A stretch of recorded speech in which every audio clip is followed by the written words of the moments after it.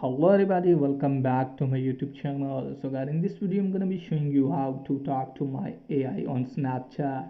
So guys, let's start without wasting any time. First of all guys, what you need to do is just simply have to open Snapchat app. So guys, if you want to talk to my AI, just simply have to tap on chat section.